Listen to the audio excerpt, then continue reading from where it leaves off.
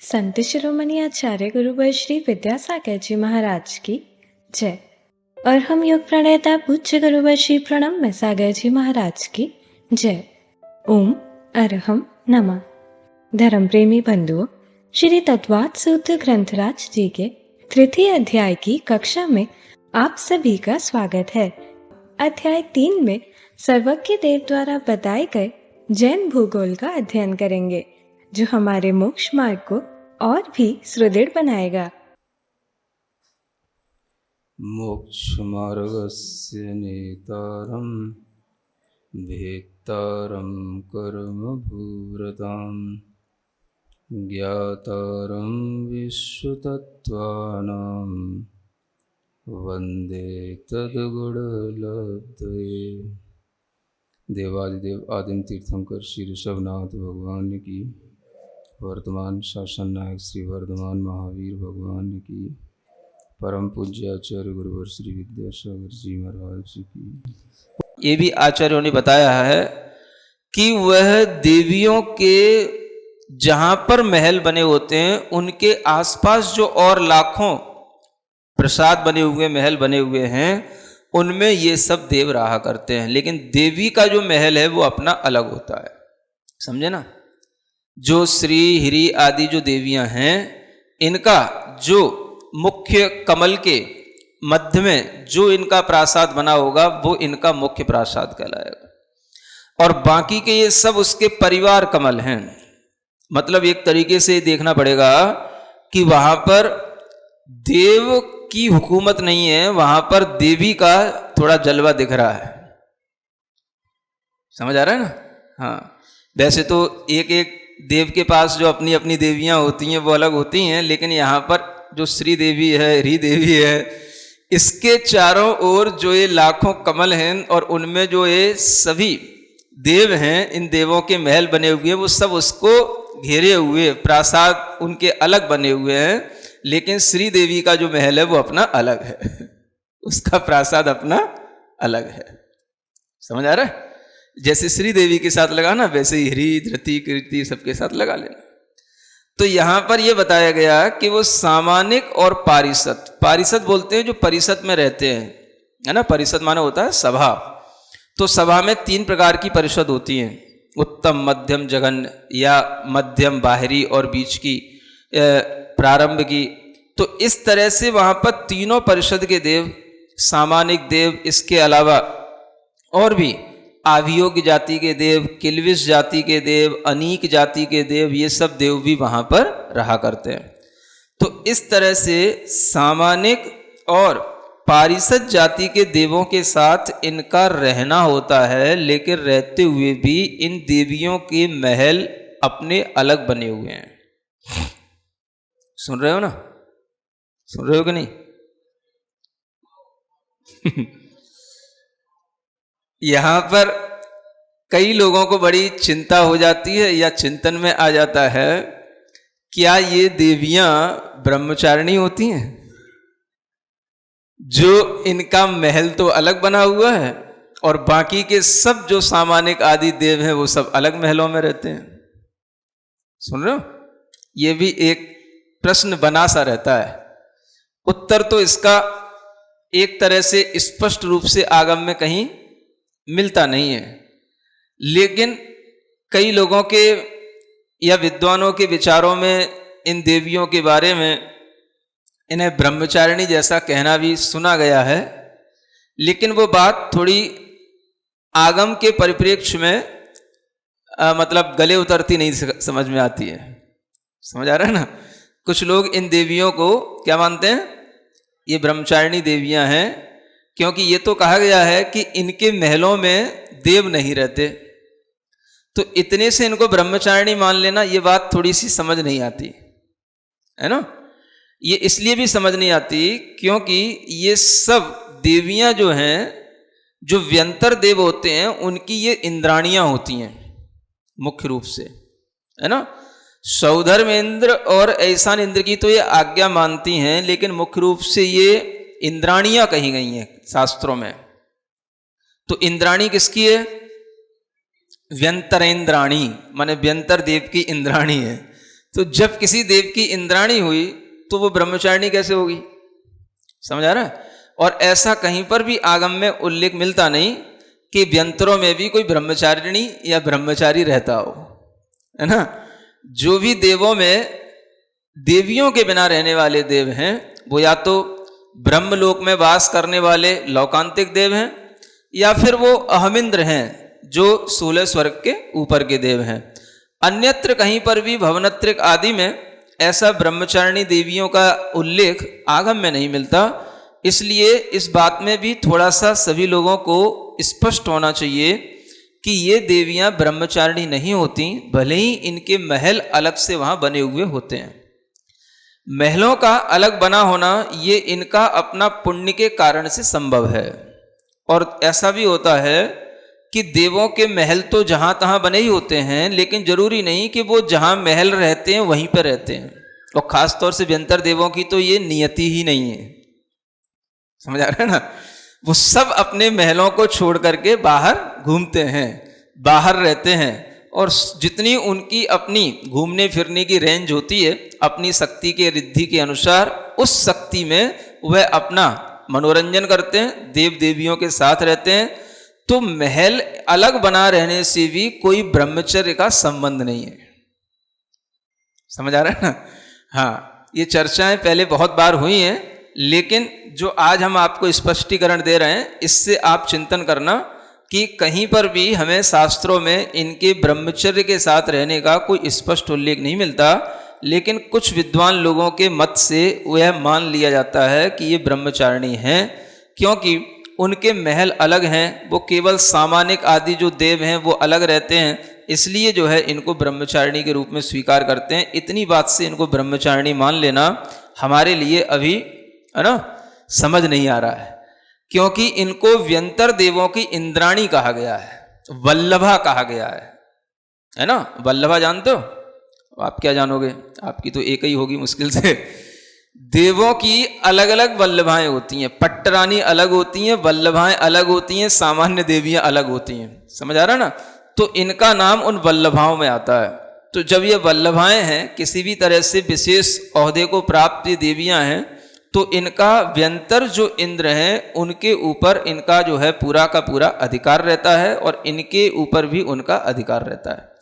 इस तरह से आप इनको ये समझ करके चलें कि व्यंतर देवियों के जो ये आवास हैं, इन सब देवियों के इंद्र जो व्यंतर आदि होंगे उनके आवास अलग होंगे, लेकिन इनका इनसे संबंध होने में कोई भी तरीके की बाधा इसलिए नहीं क्योंकि इन्हें उन्हीं इंद्रों की इंद्राणी कहा गया है ना।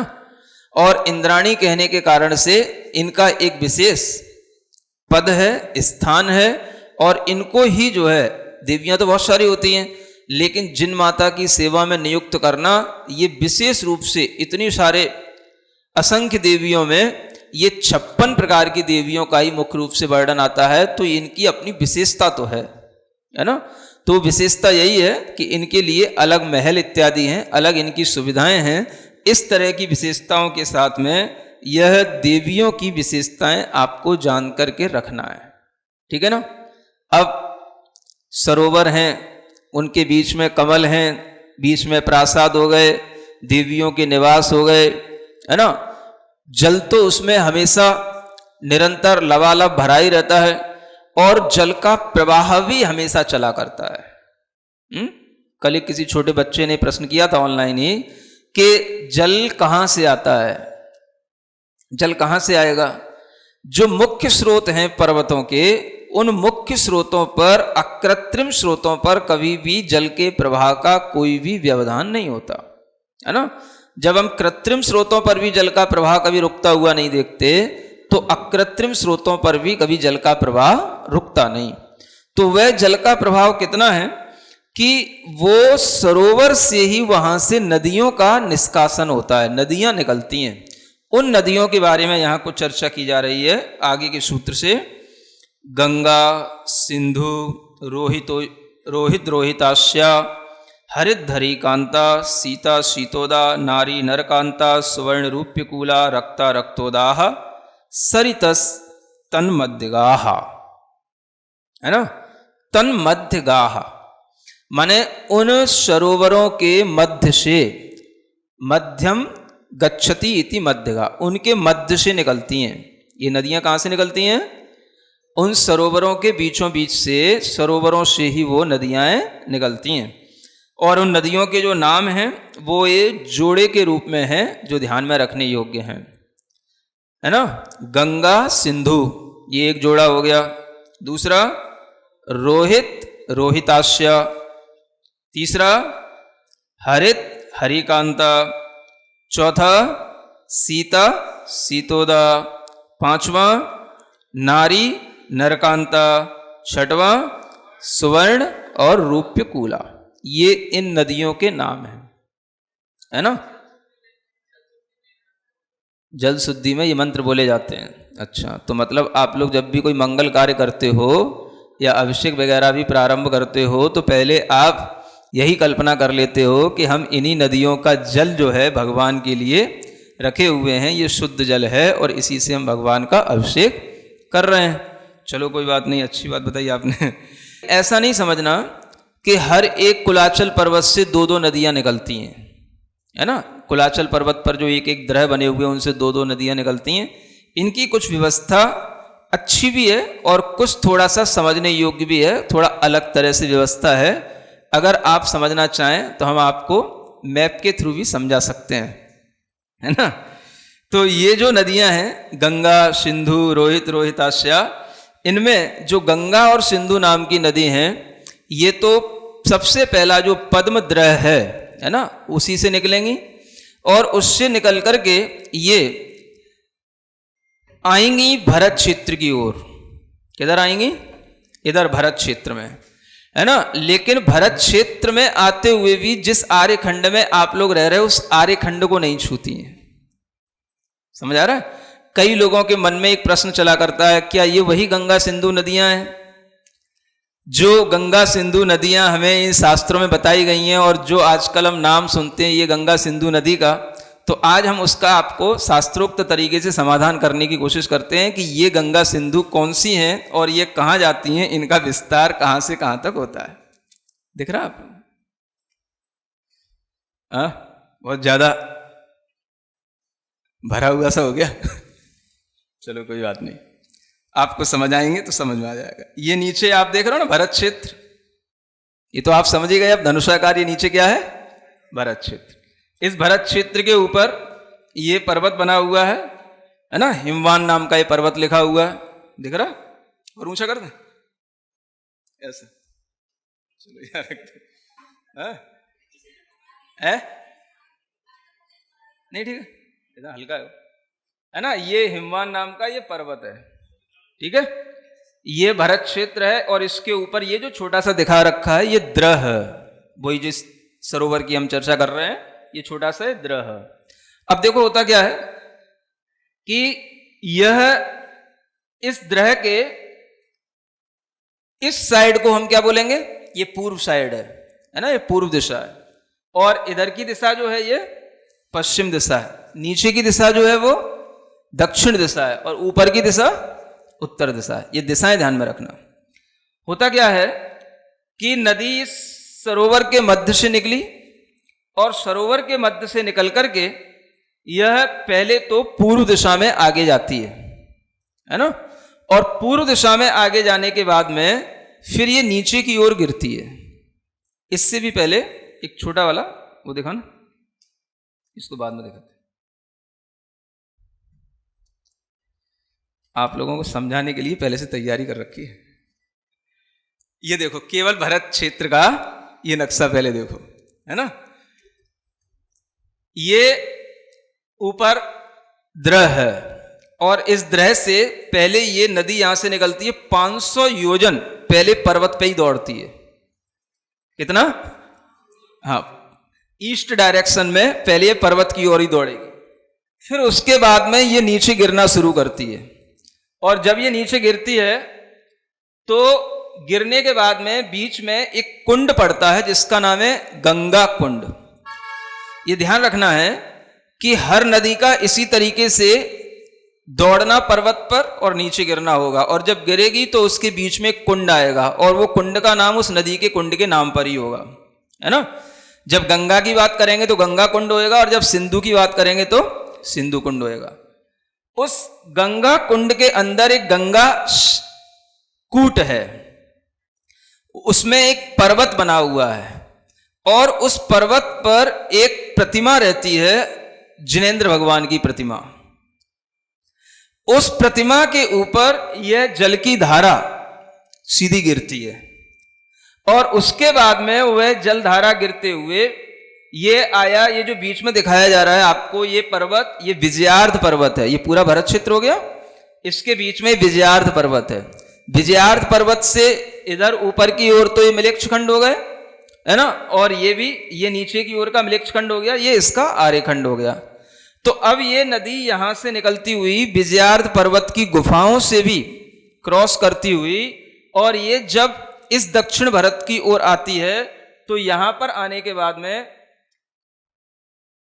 आर्यखंड तो यहां रह गया, ये आर्यखंड ही है, समझ आ रहा है। आर्यखंड के बाहरी बाहर, माने ये समझ लो कि आर्यखंड में आधा दूरी तक आती है, और आधा दूरी पर आने के बाद में ये नदी अपनी डायरेक्शन पूर्व दिशा की ओर बदल देती है, और वो जाकर के लवण समुद्र में मिल जाती है।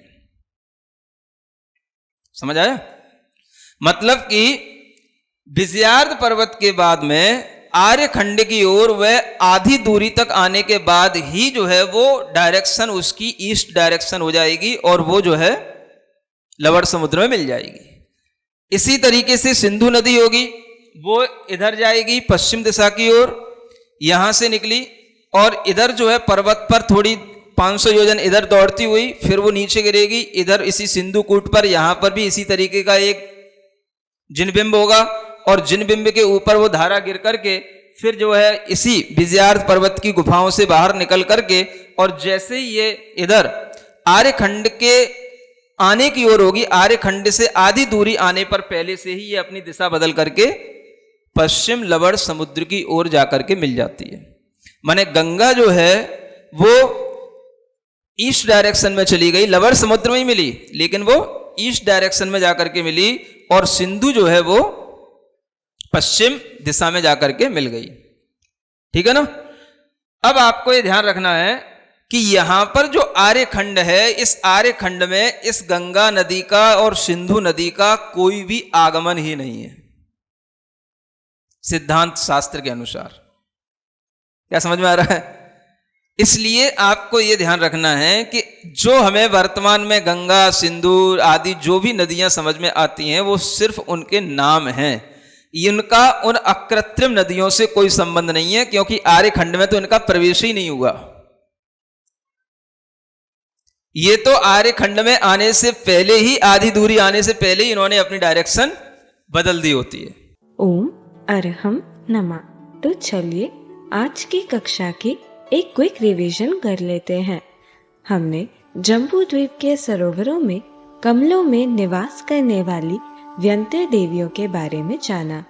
मुनिश्री ने समझाया कि विद्वानों द्वारा इन देवियों को ब्रह्मचारिणी कहना आगम के परिप्रेक्ष्य में सही नहीं है, क्योंकि ये देवियां व्यंतर देवों की इंद्राणी वल्लभा होती हैं। ये विशेष ओहदे को प्राप्त देवियां हैं जिनका व्यंतर इंद्रों पर पूरा अधिकार रहता है और इनके ऊपर उनका भी अधिकार रहता है। अतः केवल सामानिक आदि देवों के आवास अलग होने से इन्हें ब्रह्मचारिणी नहीं मान सकते। असंख्य देवियों में इन 56 प्रकार की देवियों को ही माता की सेवा के लिए नियुक्त किया जाता है, इसीलिए ये देवियां विशेष हैं।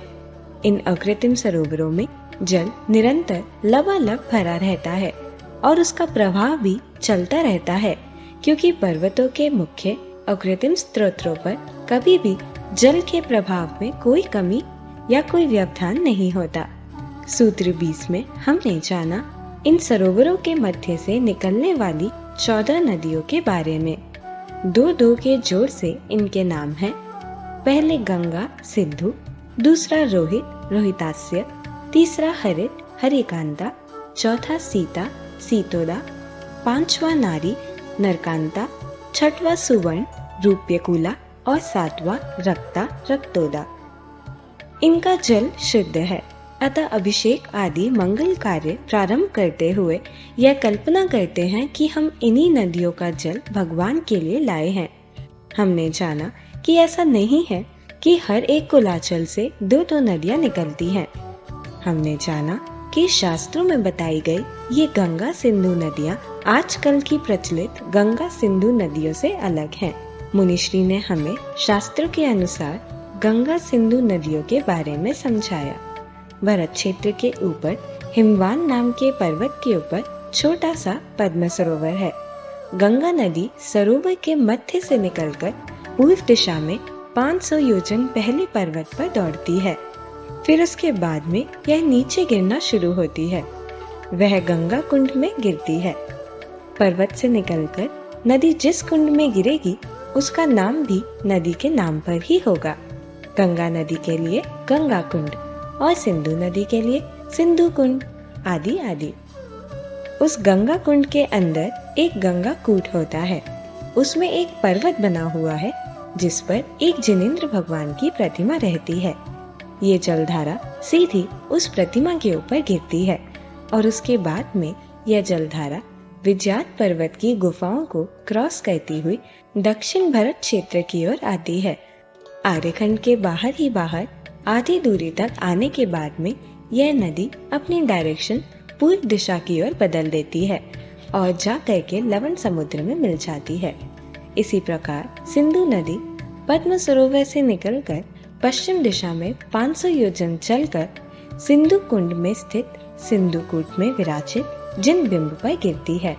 तत्पश्चात विज्यात पर्वत की गुफाओं से बाहर निकलकर बाहर से ही आर्यखंड से आधी दूरी आने पर अपनी दिशा पश्चिम करके लवण समुद्र में मिल जाती है।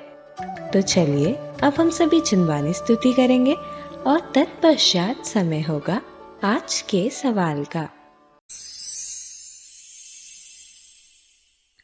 सिरिजिणवाणी जग कल्याणी जग जन मदतम मोहरी जनमण हारी गढ़हर हारी जम जरा भव रोग हरि तिथ्य राणम दिव्य झुणिम जो पढ़ई सुणई मय्ये धारई राणम सौख मणंतम धैर्य सासद मोक्ष पदम पावई सासद मोक्ष पदम पावई। अब समय है आज के प्रतियोगिता प्रश्न में भाग लेकर आकर्षक पुरस्कार जीतने का। आप अपने फोन को QR कोड स्कैन करने के लिए तैयार रखें या लिंक पर जाएं। आप अपना उत्तर चुनकर हमें कल दोपहर 2 बजे तक भेज सकते हैं। 3 भाग्यशाली विजेताओं को मिलेंगे आकर्षक पुरस्कार। विजेताओं के नाम इसी कार्यक्रम श्रृंखला में हर रविवार को घोषित किए जाएंगे। साथ ही सभी प्रश्नों के सही उत्तर भी बताए जाएंगे। आज का सवाल है, निम्न में से कौन सा एक महानदी का नाम नहीं है? रोहित कांता, हरित, सीता, सुवर्ण। अगर आप किसी कारणवश कोड को स्कैन ना कर पाए हो तो आप क्लास की वेबसाइट पर जाकर उन्हें अटेम्प्ट कर सकते हैं या दिए गए लिंक और QR कोड को स्कैन कर सकते हैं।